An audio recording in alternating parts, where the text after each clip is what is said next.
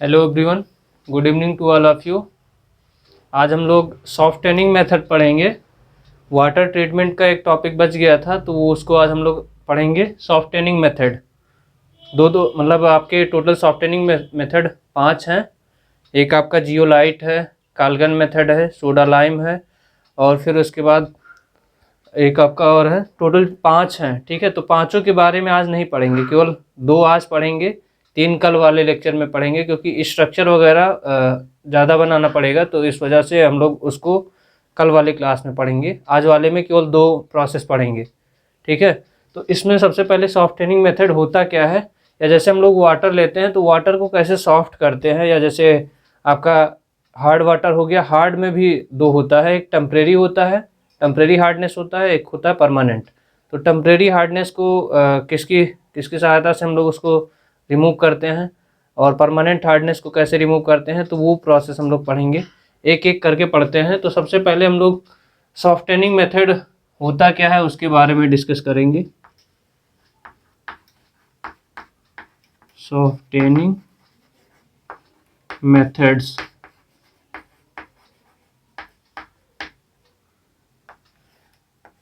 इसमें हम लोग लिखेंगे the process of removing salts, the process of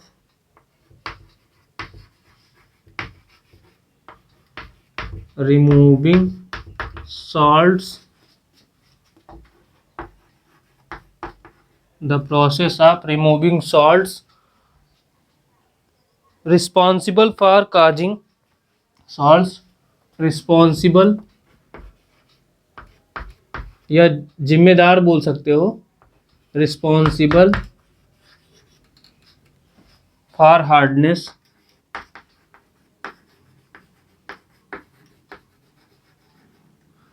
देखो the process of removing salt responsible for hardness, hardness के लिए जो इसके जिम्मेदार हूँ, या आप बोल सकते हो फॉर काजिंग ऑफ हार्डनेस, या यहाँ पे हार्डनेस की जगह पे आप लिख सकते हो काजिंग। कारण होना चाहिए ना, किसके कारण। जैसे आपको बताया गया था ना टेम्परेरी हार्डनेस क्या होता है, परमानेंट हार्डनेस, तो यहाँ काजिंग हार्डनेस या कठोरता के कारण, ठीक है। आप बोल सकते हो काजिंग हार्डनेस का मतलब क्या हुआ, कठोरता के कारण, ठीक है। तो जो सॉल्ट होंगे, the process removing salts responsible for causing hardness, called क्या हो जाएगा, from water is called hardness, from water is called सॉफ्टेनिंग,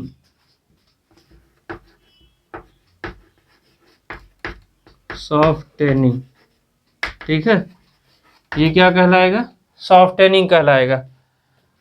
तो ये आपका सॉफ्टेनिंग मेथड्स हो गया कि मतलब सॉफ्टेनिंग क्या हुआ पहले, the process of removing salts responsible for causing hardness from water is called softening, ठीक है। तो जैसे आप बोलते हो किसके कारण, तो जो किसके कारण का मतलब, जैसे वाटर की हार्डनेस आती है, एक टेम्परेरी होता है, एक परमानेंट होता है। तो टेम्परेरी हार्डनेस क्या हुआ करता था, एक बार मैं फिर से उसको रिपीट कर दे रहा हूँ। टेम्परेरी हार्डनेस क्या होता था, ऐसी हार्डनेस, या बोल सकते हो the hardness that is responsible for bicarbonate, या बोल सकते हो जिसमें बाइकार्बोनेट प्रेजेंस हो, दैट इज प्रेजेंट बोल सकते हो, the hardness that is present bicarbonate, और बाइकार्बोनेट ऑफ कैल्शियम और मैग्नीशियम, या बोल सकते हो बाइकार्बोनेट ऑफ कैल्शियम और magnesium both and magnesium both, दोनों हो या अलग अलग हो, वो क्या किस में हो, वाटर में डिजॉल्व हो, तो वो कौन सी कठोरता कहलाएगी, आप बोल सकते हो टेम्परेरी।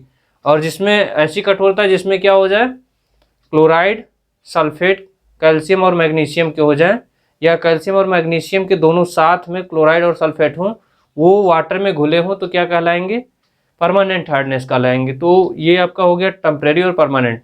तो यहाँ पे हम लोग जो मेथड्स पढ़ने चल रहे हैं, तो टेम्परेरी हार्डनेस को भी रिमूव करने के मेथड होंगे और परमानेंट के भी होंगे, और या हो सकता है दोनों हो, टेम्परेरी के लिए भी हो, परमानेंट के लिए भी हो। तो हम एक एक करके पढ़ेंगे। पहले ये पांचों मेथड के नाम लिखते हैं, कौन कौन से मेथड हैं उसको लिखते हैं। तो पहला आपका आ जाएगा क्लार्क्स मेथड, या यहाँ आप लिख सकते हो the methods are the main methods for softening water as the methods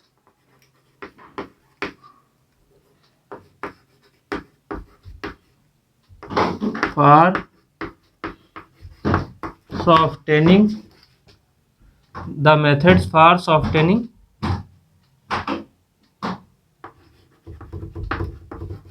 hard water softening method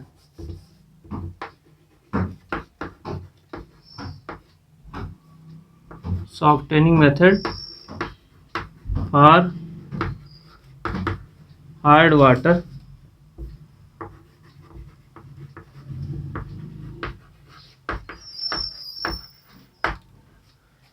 is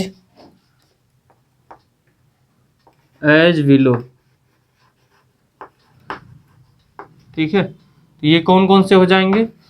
first आप लिखोगे क्लार्क्स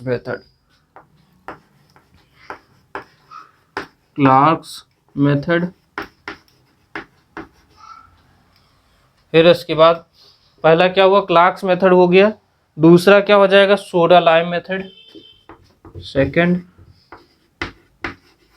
सोडा लाइम मेथड। तीसरा क्या हो जाएगा, काल्गन मेथड।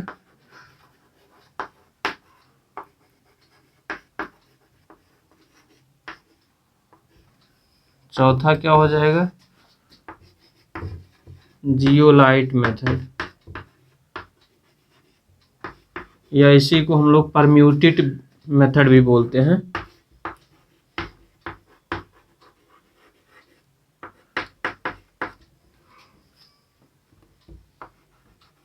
Permuted method. पांचवा कौन सा है, ion exchange method, ion exchange method.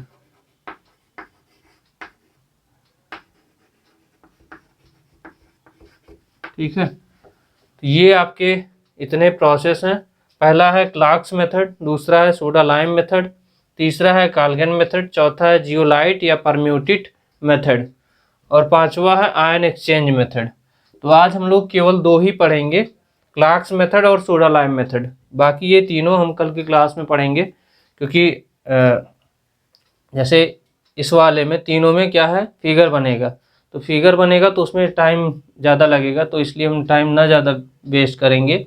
इसी वजह से दो लेक्चर में इसको हम लोग पढ़ेंगे। पहले लेक्चर में आज का क्लार्क्स मेथड और सोडा लाइम मेथड पढ़ेंगे। ठीक है, तो इसको जल्दी से नोट कर लीजिए, फिर इसके बाद हम आगे बताते हैं।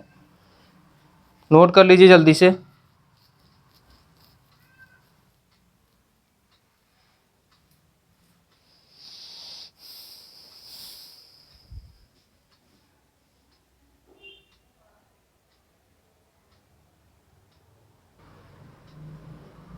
हो गया, इसको मिटा रहे हैं, फिर यहाँ पे क्लार्क्स मेथड लिखते हैं। पहला मेथड है क्लार्क्स मेथड।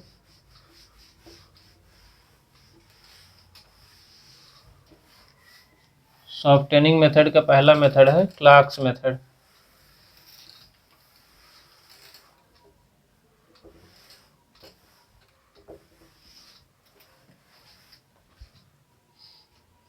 इसमें क्लार्क्स मेथड में पहली हेडिंग डाल दीजिएगा,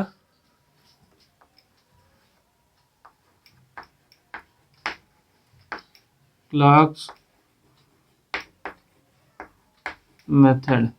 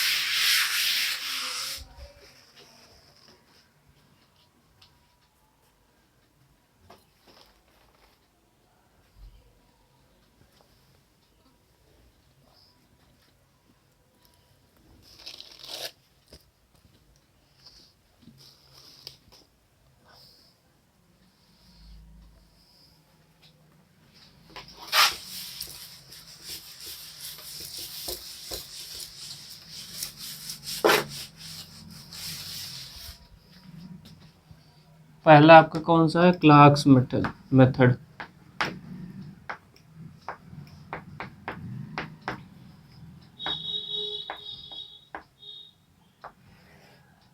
ठीक है, अब इसमें क्लार्क्स मेथड में आप क्या लिखेंगे, इसमें स्टार्टिंग में सबसे पहले लिखेंगे this method is use for, ये जो क्लार्क्स मेथड होता है ये आपका टेम्परेरी हार्डनेस के लिए यूज होता है। ठीक है, उसके बारे में हम लोग लिखेंगे this method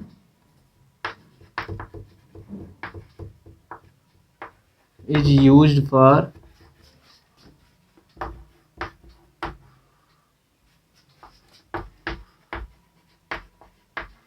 temporary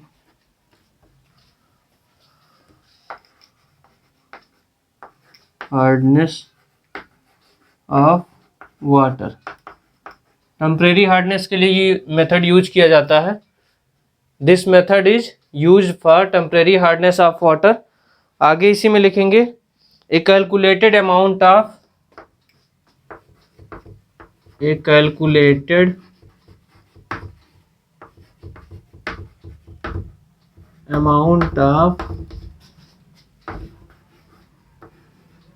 lime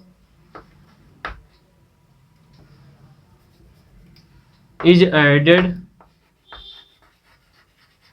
a calculated amount of lime is added to hard water,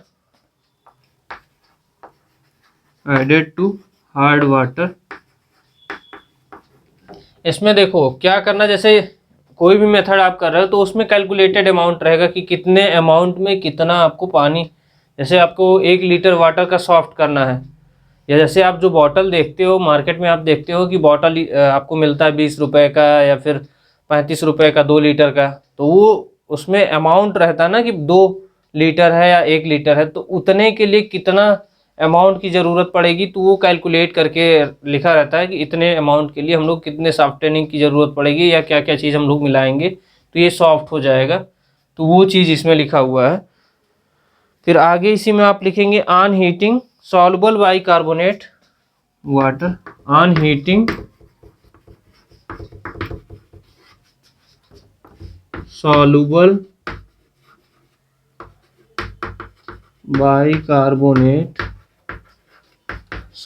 bicarbonate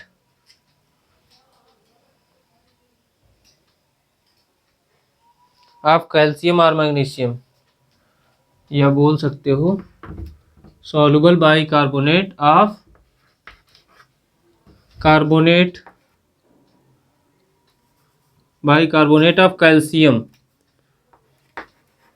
calcium और मैग्नीशियम। ठीक है, हम लोग क्या यूज करते थे, कैल्शियम बाइकार्बोनेट और मैग्नीशियम बाइकार्बोनेट ऐसे करते थे ना, तो सेम यहाँ भी वही चीज़ है, जैसे टेम्परेरी के लिए कर रहे हैं तो टेम्परेरी में आपका क्या होता था, कैल्शियम बाइकार्बोनेट और मैग्नीशियम बाइकार्बोनेट वाटर में क्या होते थे, घुले होते थे, तो वो क्या होता था, टेम्परेरी हार्डनेस होता था। तो यहाँ भी हम लोग टेम्परेरी हार्डनेस की ही क्या कर रहे हैं, कठोरता को दूर करने के लिए ये प्रोसेस कर रहे हैं। ठीक है, तो इसमें क्या क्या मिला रहेगा वो चीज़ हम लोग लिख रहे हैं। फिर आगे इसी में लिखना है magnesium are precipitated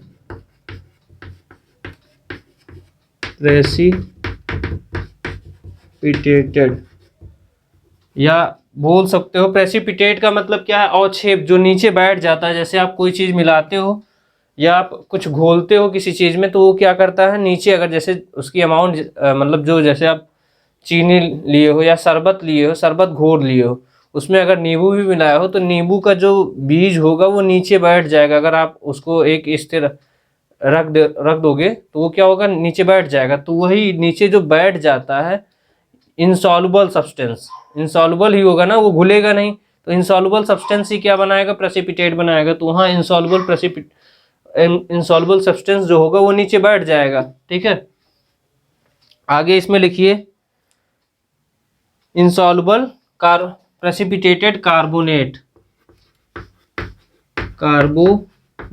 salt.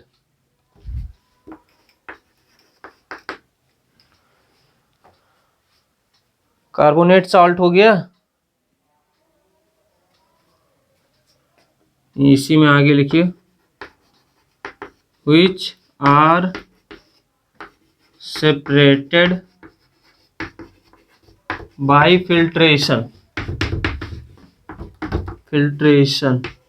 which are separated by filtration। अब क्या करोगे, सब कुछ कर लिए तो फिर उसके बाद आप क्या करोगे, फिल्टर पेपर से चाहे आप कर सकते हो या फिल्ट्रेशन मेथड आता है उसमें, जैसे चाय आप छानते हो ना, तो चाय छानने के लिए आपको क्या ज़रूरत पड़ती है, छन्नी जानते हो ना, छन्नी की ज़रूरत पड़ती है। ऐसे यहाँ भी जैसे प्रेसिपिटेट जो होगा उसको छानने के लिए हम लोग फिल्टर पेपर यूज कर सकते हैं, या फिल्टर पेपर ना यूज करके हम लोग छन्नी जैसे हम लोग ऑपरेटर्स भी यूज कर सकते हैं। तो अगर आपको बहुत ज़्यादा, जैसे आपका जो प्रेसिपिटेट आ रहा है बहुत बारीक है, तो आप फिल्टर पेपर लगा के आप फनल से भी उसको कर सकते हो, ठीक है। तो आपको जैसा भी ज़रूरत पड़ेगा हम लोग उस हिसाब से कर लेंगे। अब इसकी रिएक्शन हम लोग लिखेंगे, जो क्लार्क्स मेथड की रिएक्शन है, जैसे यहाँ पे हम लोग यूज कर रहे हैं ना सॉल्युबल बाइकार्बोनेट, तो इन सबको हम लोग कैसे यूज कर रहे हैं, एक हम लोग रिएक्शन के थ्रू। जैसे आप क्या करेंगे, एग्जाम में आपने कुछ लिखा है, अगर आपको नहीं आ रहा है तो जैसे ये आप नहीं लिख पा रहे हो, तो आप अगर रिएक्शन लिख देते हो तो आपको नंबर मिल जाएगा। रिएक्शन देखो, केमिस्ट्री सब्जेक्ट में आपको केमिस्ट्री दिखाना जरूरी है, ठीक है। केमिस्ट्री का अगर आप समझा दिए कि ये चीज़ ऐसे बैठ रहा है या यहाँ प्रेसिपिटेट ये हो रहा है, वो दिखा दोगे आपको नंबर मिल जाएगा। लेकिन आप कुछ भी नहीं लिखे हो, रिएक्शन नहीं लिखे हो और इसको कुछ भी अपने मन से लिख रहे हो तो उस पर नंबर नहीं मिलेगा। केमिस्ट्री में केमिस्ट्री होना ज़रूरी है, ठीक है। केमिस्ट्री में केमिस्ट्री होने का मतलब रिएक्शन होना ज़रूरी है। अगर रिएक्शन आप लिख दिए आपको नंबर अच्छा मिलेगा, ठीक है। तो इसमें रिएक्शन क्या हो जाएगी, रिएक्शन हम लोग लिखेंगे जैसे कैल्शियम बाइकार्बोनेट है CaHCO3 का ट्वाइस और ये CaOH का होल ट्वाइस। इसको क्या बोलते हो, इस वाले को लाइम बोलते हो ना, लाइम वाटर बोलते हो। ये कैल्शियम बाइकार्बोनेट हो गया, ये लाइम हो गया। अब इसको क्या करोगे, ये क्या बनाएगा, देखो यहाँ पे ध्यान से देखना, ये कैल्शियम बाइकार्बोनेट है, ये भी क्या है कैल्शियम, ये आपका लाइम बोल सकते हो या कैल्शियम हाइड्रोक्साइड बोल सकते हो। तो ये जो बनेगा आपका 2CaCO3 calcium carbonate plus 2H2O बन जाएगा। 2Ca, क्योंकि यहाँ इसको तोड़ोगे तो 2 कैल्शियम 2 प्लस बनाएगा और 2OH माइनस, और यहाँ से क्या करेगा, यहाँ CaCO3 है ना, तो यहाँ से क्या करेगा, ये लेके H2O, यहाँ 2H है ना, तो SCO3 को क्या करेगा, जैसे SCO3 माइनस है, SCO3 माइनस को आप जैसे तोड़ोगे SCO3 माइनस, तो यहाँ H प्लस हो जाएगा प्लस CO3 2 माइनस हो जाएगा ना, तो ये H प्लस में लेके और ये यहाँ का यहाँ जैसे 2H हो जाएगा ना, इसको तोड़ोगे तो 2H आएगा, तो 2H प्लस और यहाँ 2OH माइनस मिलके क्या बनाएगा 2H2O, ठीक है, या 2H2O बनाएगा। फिर इसके बाद अगर जैसे ये कैल्शियम का हो गया, अगर आप मैग्नीशियम के लिए बना लीजिए, मैग्नीशियम बाइकार्बोनेट है और कैल्शियम हाइड्रोक्साइड ले लो, MgHCO3 का ट्वाइस प्लस कैल्शियम हाइड्रोक्साइड, ये ले रहे हैं।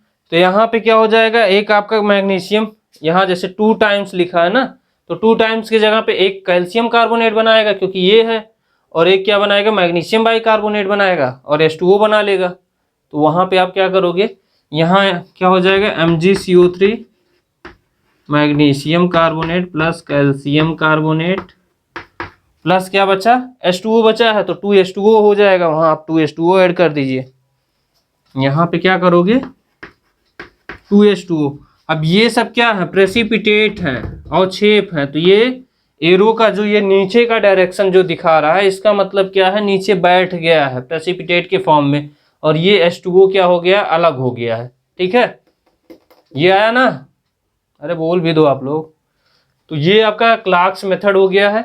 अगर आपसे क्लार्क्स मेथड के बारे में पूछा जाता है तो आप क्या बताओगे, this method is used for temporary hardness of water, a calculated amount of lime is added to hard water on heating, soluble bicarbonate of calcium और मैग्नीशियम आर प्रेसिपिटेटेड।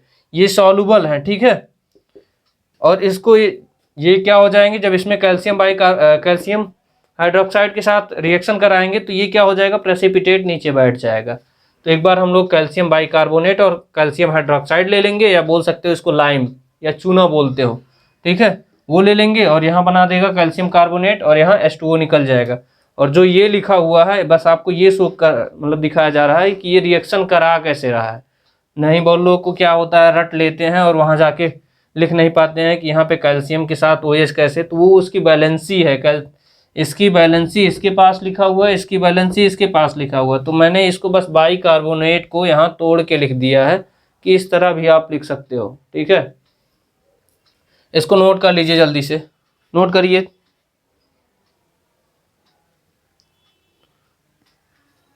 सबका नाम पता है ना, इसको क्या बोलते हैं, ये आपका मैग्नीशियम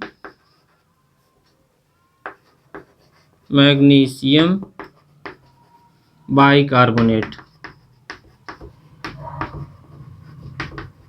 इसको मैग्नीशियम बाइकार्बोनेट बोलते हैं। ऊपर वाले को कैल्शियम कार्बोनेट बोलते हैं, कैल्शियम बाइकार्बोनेट। ये क्या हो जाएगा, मैग्नीशियम कार्बोनेट हो गया।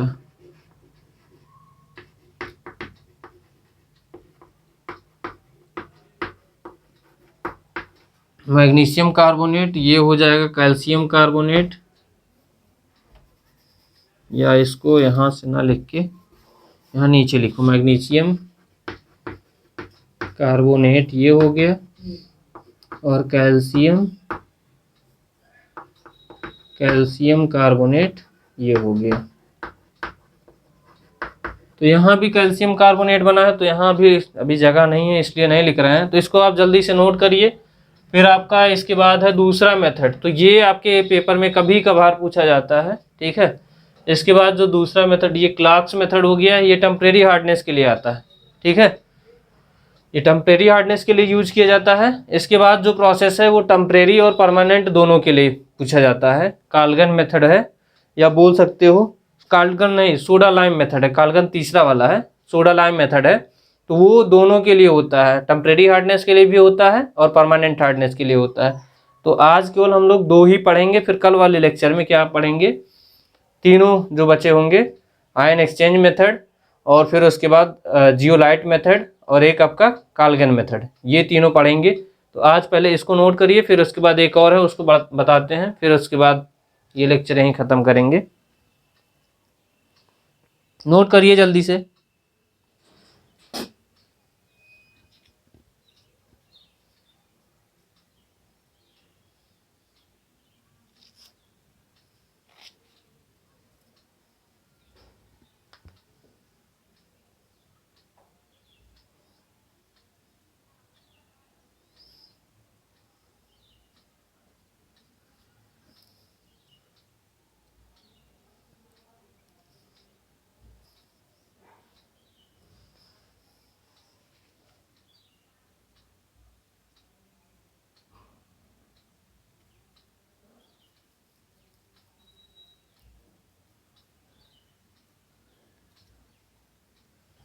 हो गया, अरे बोल दो, हो गया, मिटाएं।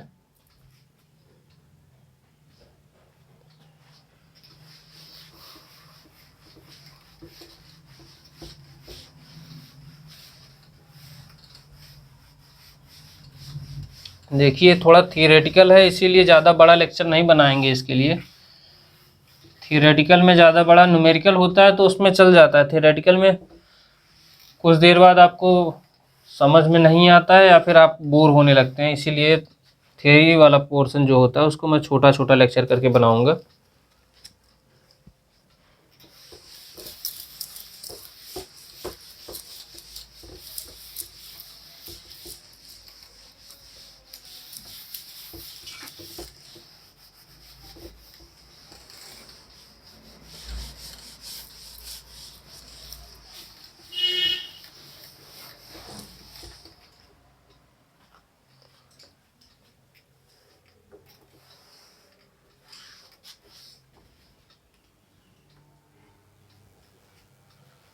इसके बाद आपका है soda lime method,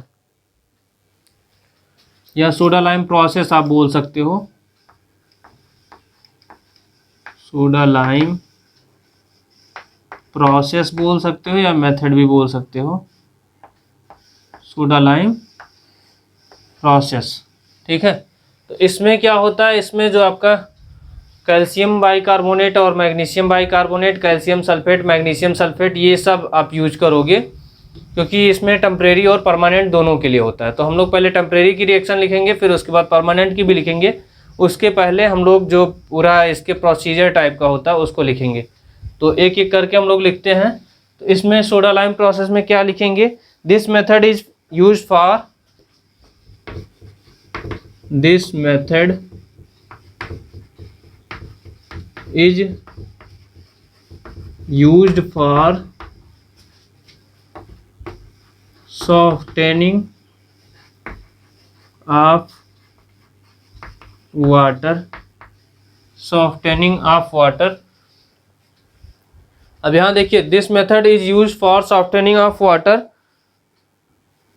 temporary as well as temporary as well as permanent hardness, permanent hardness. तो ये जो मेथड होगा ये किसके लिए यूज किया जाएगा, टेम्परेरी के लिए और परमानेंट हार्डनेस दोनों के लिए ये मेथड यूज किया जाएगा। कौन सा मेथड है, सोडा लाइम मेथड बोल सकते हो या सोडा लाइम प्रोसेस बोल सकते हो। तो इसमें आगे आप लिखिएगा, in this process, in this process calculated amount of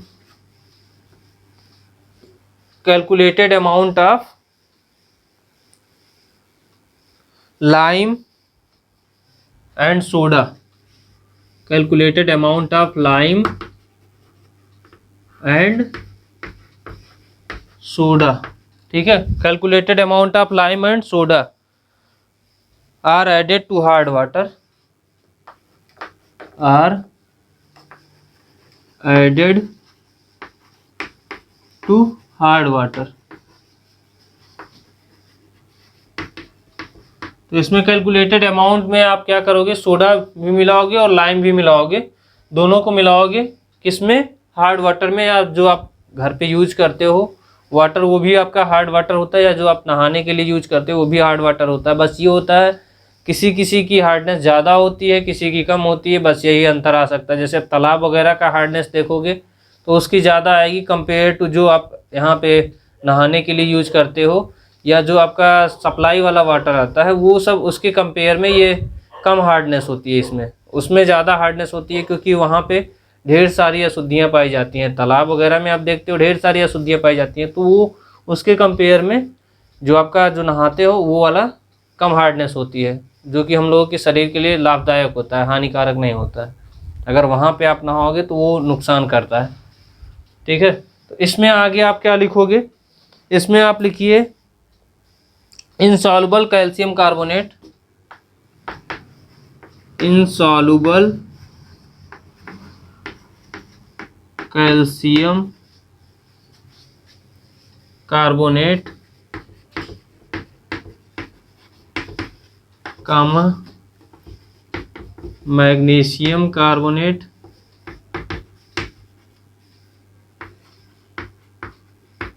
calcium carbonate और मैग्नीशियम कार्बोनेट।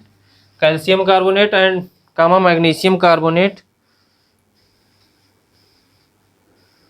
Are precipitated. यहाँ देखिए कैल्शियम कार्बोनेट हो गया ना, यहाँ पे क्या हो जाएगा, मैग्नीशियम हाइड्रोक्साइड हो जाएगा, कार्बोनेट नहीं होगा, मैग्नीशियम हाइड्रोक्साइड होगा, हाइड्रोक्साइड आर प्रेसिपिटेटेड, प्रेसिपिटेटेड, या प्रेसिपिटेट को क्या बोलते हो, अवक्षेप बोलते हो ना, प्रेसिपिटेट।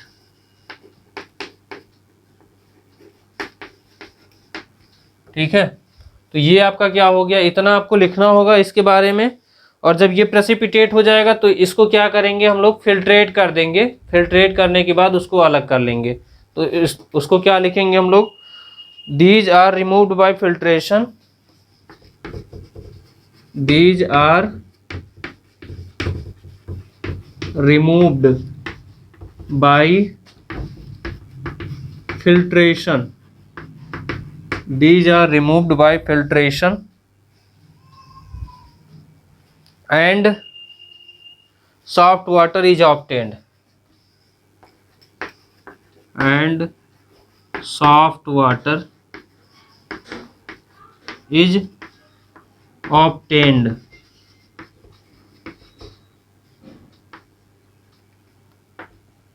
अब यहाँ पे इसकी रिएक्शन लिखेंगे पहले हम लोग टेम्परेरी हार्डनेस की, क्योंकि ये दोनों प्रोसेस का है ना, टेम्परेरी भी है और परमानेंट भी है। तो टेम्परेरी हार्डनेस की हम लोग रिएक्शन लिखेंगे, या आप लिख सकते हो chemical reaction in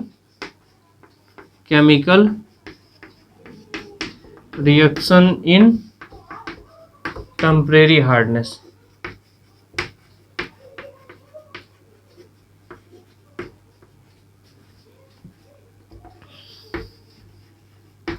chemical reaction in temporary hardness. तो इसकी रिएक्शन क्या क्या हो जाएगी, अगर कैल्शियम बाइकार्बोनेट को रिएक्शन कराओगे, कैल्शियम बाइकार्बोनेट CaHCO3, ये क्या होता था, कैल्शियम बाइकार्बोनेट क्या होता था, टेम्परेरी हार्डनेस। इसमें क्या करोगे, CaOH का होल ट्वाइस ऐड करोगे, तो ये क्या बन जाएगा, 2 times calcium carbonate plus 2H2O, एक ये बन जाएगा। और अगर कैल्शियम की जगह पे हम लोग क्या ले लें, मैग्नीशियम ले लें, ठीक है, तो मैग्नीशियम ले लेंगे तो क्या हो जाएगा, magnesium bicarbonate plus calcium hydroxide CaOH का होल ट्वाइस, ये क्या बन जाएगा, एक बनेगा MgCO3 magnesium carbonate plus calcium carbonate plus क्या बन जाएगा, 2H2O बन जाएगा, ठीक है। तो ये रिएक्शन हो गई। और अगर मान लीजिए इसी रिएक्शन में हम लोग क्या कर दें, मैग्नीशियम कार्बोनेट ले लें, मैग्नीशियम कार्बोनेट को लेके और फिर उसके बाद कैल्शियम हाइड्रोक्साइड से रिएक्शन करा दें, तो ये क्या बन जाएगा, मैग्नीशियम कार्बोनेट ले लें, MgCO3 प्लस CaOH का होल ट्वाइस कर दें, तो इससे रिएक्शन अगर कराओगे तो ये क्या हो जाएगा, आप देखोगे ये डबल डिस्प्लेसमेंट रिएक्शन भी आप इसको बोल सकते हो। ये क्या करेगा, इसके साथ चला जाएगा, ये इसके साथ चला जाएगा और ये इसके साथ चला जाएगा, ठीक है। तो ये डबल डिस्प्लेसमेंट रिएक्शन भी आप इसको बोल सकते हो। तो ये क्या हो जाएगा, MgOH का whole twice magnesium hydroxide OH का whole twice plus calcium carbonate CaCO3, ठीक है। तो ये सब क्या होगा, प्रेसिपिटेट में क्या हो जाएंगे, नीचे बैठ जाएंगे सब, ये भी, यहाँ भी, यहाँ भी, यहाँ भी, यहाँ भी और यहाँ भी, ये सब क्या करेंगे, नीचे क्या हो जाएंगे, बैठ जाएंगे। अगर नीचे एरो का देखो डायरेक्शन, आप क्या करोगे, जैसे आपको एरो का डायरेक्शन नीचे दिख रहा है तो इसका मतलब प्रेसिपिटेट है, और अगर एरो का डायरेक्शन ऊपर है तो ऊपर का मतलब, जैसे ऊपर अगर दिख रहा है कुछ इस तरह, तो इसका मतलब क्या है, उड़ जाएगा या CO2 निकल जाता है। जैसे आप CO2 लिखते हो तो उस केस में ये दिखाते हो, तो वहाँ पे वो क्या होता है, निकल जाता है या उड़ जाता है, ठीक है। तो इतना आप नोट करिए। ये अभी देखिए chemical reaction in temporary hardness, अभी परमानेंट हार्डनेस की बची है, तो पहले उसको नोट कर लीजिए, फिर इसके बाद मैं उसको भी बता दे रहा हूँ कि उसकी रिएक्शन क्या होगी। इतना आप लिख देंगे आपको नंबर मिल जाएगा, ठीक है। इसको जल्दी से नोट करिए।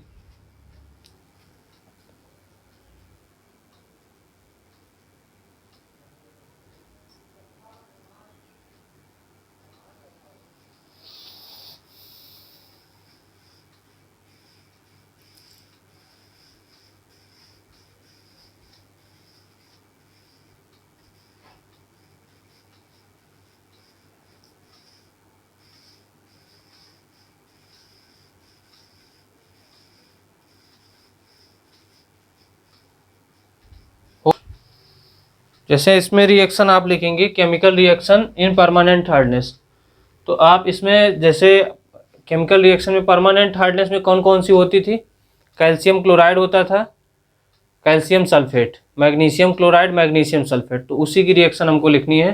ठीक है, इसमें क्या हो जाएगा, इसमें देखिए सबसे पहले हम लोग लिखेंगे जैसे कैल्शियम क्लोराइड का हो